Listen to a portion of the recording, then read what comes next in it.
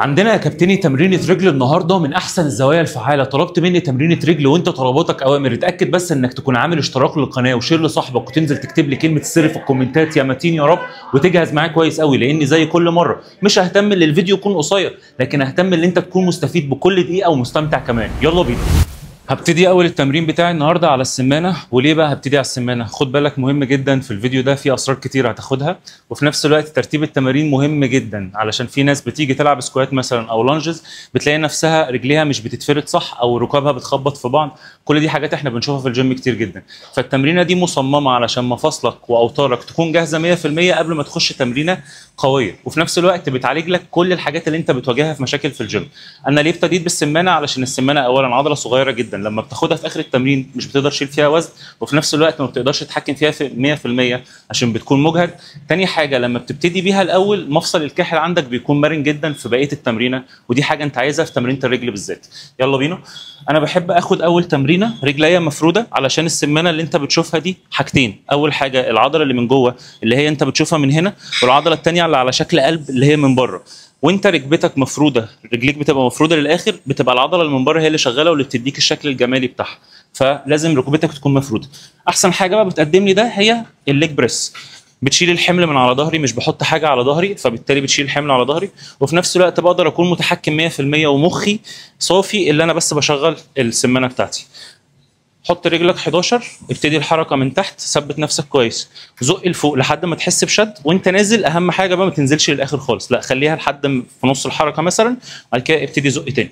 واحد، انا هاخد اول دور بمجموعه شغل. 1 2 3 4 5 6 7 يا رب 8 9 10. اهم حاجه وانت شغال في السمانه او في اي عضله في جسمك، خلي الوزن دايما على العضله دي، ما تنتش، ولما تجيب اخرك وقف، استريح شويه وارجع كمل تاني. دي نقطه. النقطه الثانيه بقى، عضلات السمانه من اقوى العضلات الموجوده في جسمك واللي شغاله 24 ساعه، فاهم حاجه مش تحط لها وزن كتير على قد ما فعلا تديها المدى الحركي بتاعها من فوق ومن تحت. هاخد 5 دقائق راحه واخش اللي بعده.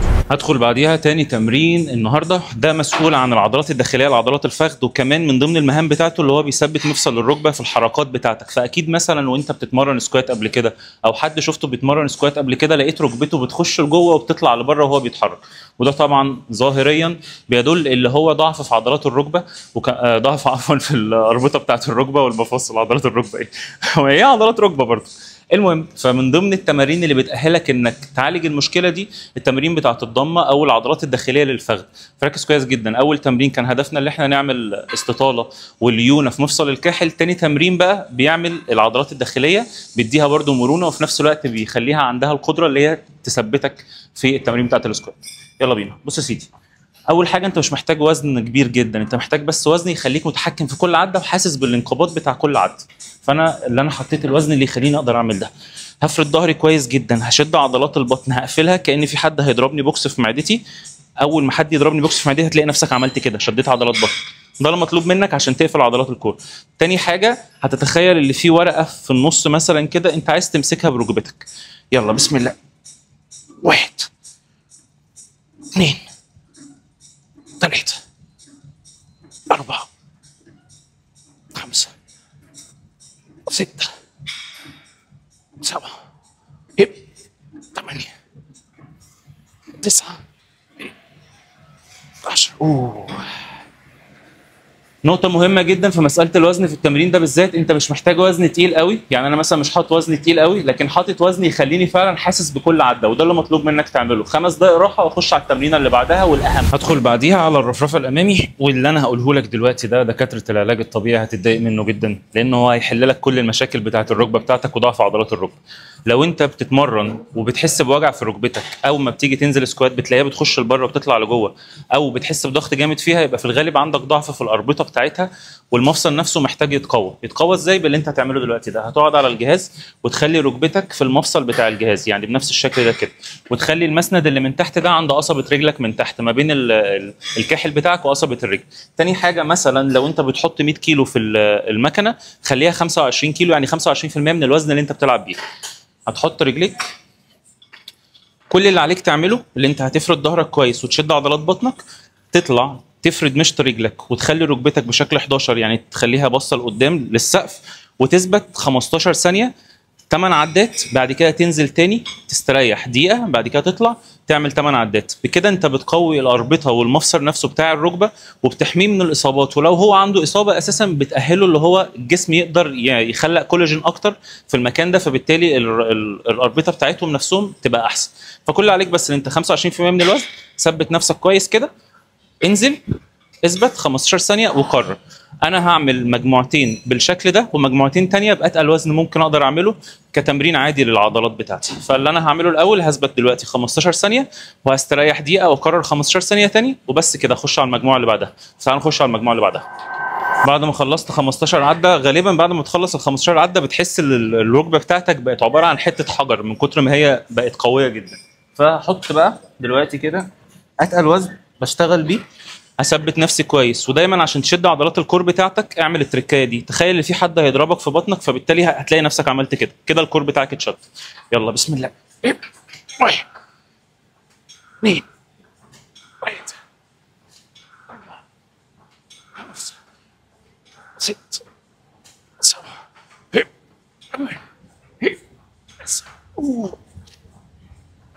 10.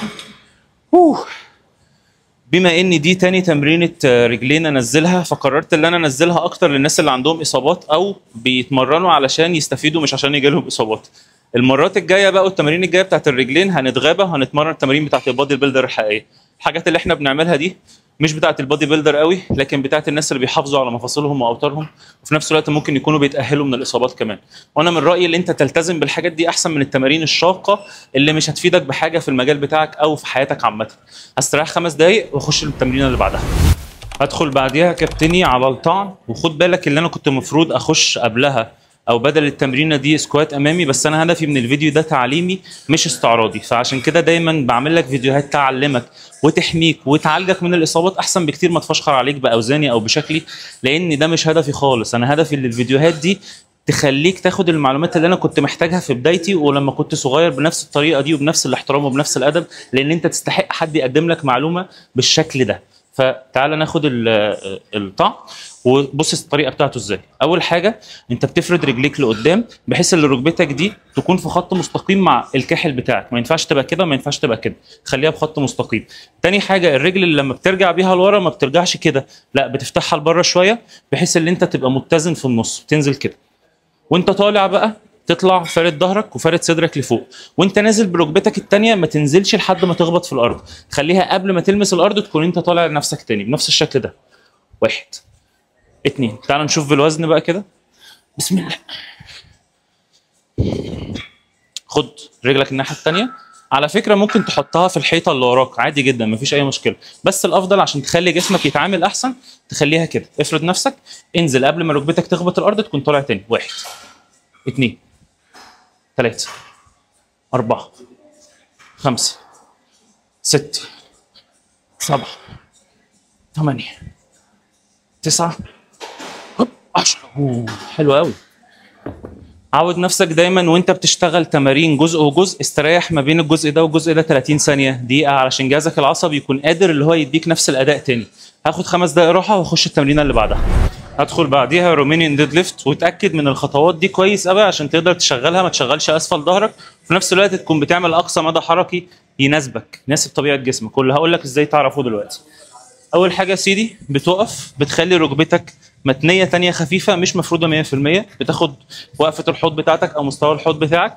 بعد كده بتبتدي تنزل لحد ما تلاقي ظهرك بدا يتني. هنا انت خلاص الليونه بتاعتك خلصت، فبالتالي بتنزل لحد ظهرك ما يكون مفرود وحاسس بشد في عضلات الخلفيه في نفس الوقت. تسحب وتزق وسطك لقدام. 1 2 3. بص بقى، معظم الناس علشان ما توجعش دماغك بتقدر تنزل لحد مفصل الركبه بتاعها، فبالتالي انت هتنزل لحد مفصل الركبه وظهرك مفرود وتسحب لفوق تزق وسطك لقدام.